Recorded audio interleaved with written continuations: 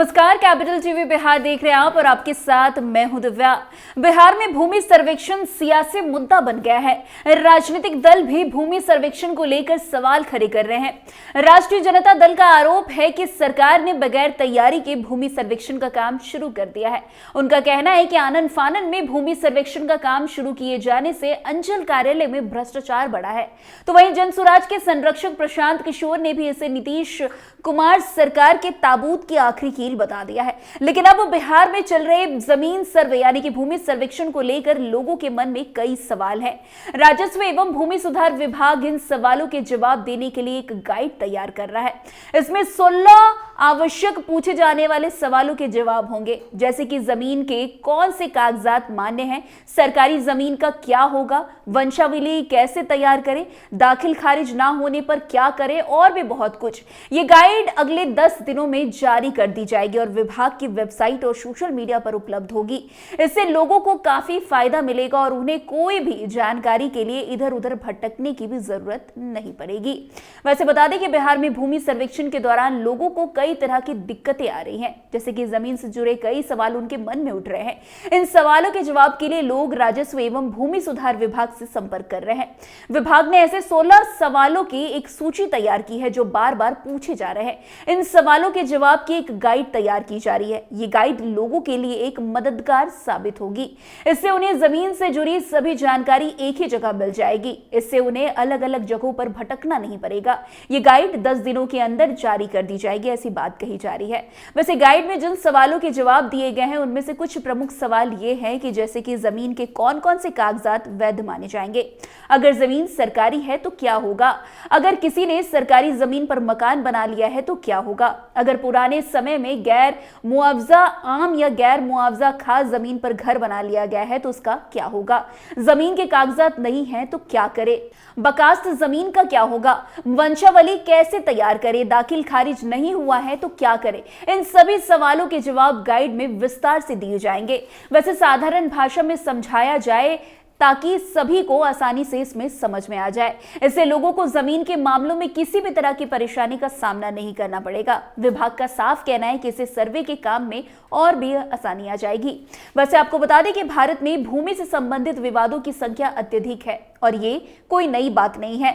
भूमि विवादों के कारण न्यायालय में भारी दबाव है। भूमि सर्वेक्षण यह सुनिश्चित करने में मदद करता है कि भूमि के मालिकाना हक और सीमाएं स्पष्ट हो। इससे विवादों में कमी आ सकेगी। सरकार द्वारा भूमि सर्वेक्षण की आवश्यकता इस कारण है ताकि प्रत्येक भूमि का सही रिकॉर्ड बने और भूमि का वास्तविक उपयोग पहचान में आए। वैसे भूमि सर्वेक्षण की प्रक्रिया में भूमि की सीमाओं का निर्धारण, भूमि का उपयोग और मालिकाना हक की पुष्टि शामिल होती है।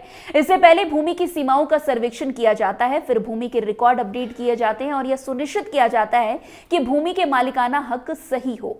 इसके बाद जमीन की उपयोगिता जैसे कि कृषि, आवास, वन्य जीव संरक्षण की जांच की जाती है और इसे भूमि रिकॉर्ड में दर्ज किया जाता है।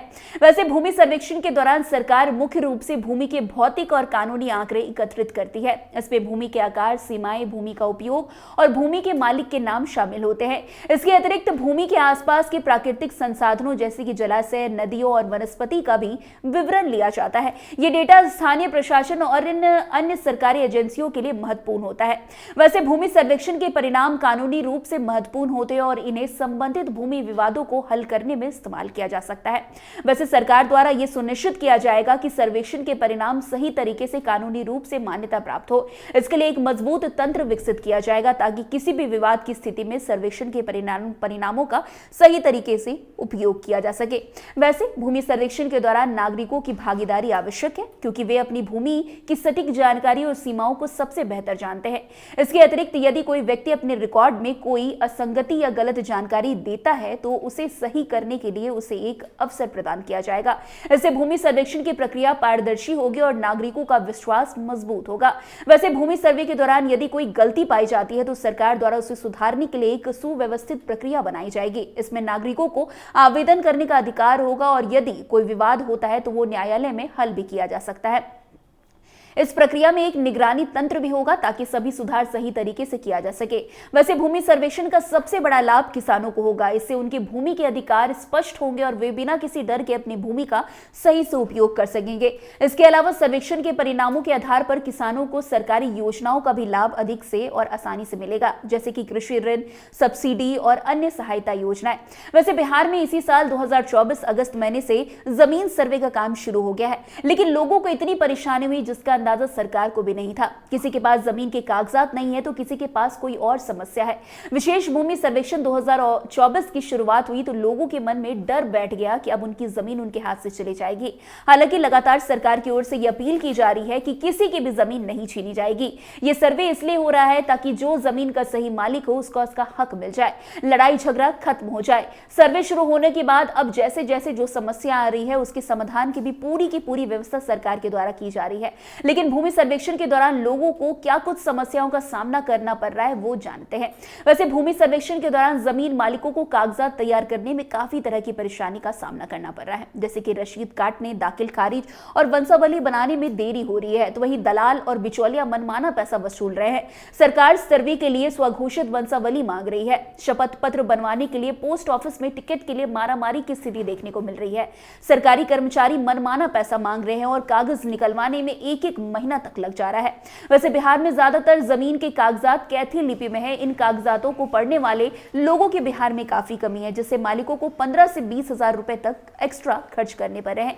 ये सारी समस्याएं लोगों को जमीन सर्वे के दौरान देखने को मिल रही है, लेकिन अब बिहार सरकार ने इसका भी निजात जो है वो निकाल लिया है। सरकार ने अब कह दिया है कि इनके सारे सवालों का जवाब अब दे दिया जाएगा, जिससे जितने भी लोगों को भूमि सर्वेक्षण के दौरान समस्या आ रही है उसका वो लोग आराम से निष्पादन कर सकते हैं। तो फिलहाल इस खबर में आज के लिए बस इतना ही। अन्य खबरों में हमारे साथ ऐसे आगे बने रहें और देखते रहे। तब तक के लिए कैपिटल टीवी बिहार। धन्यवाद।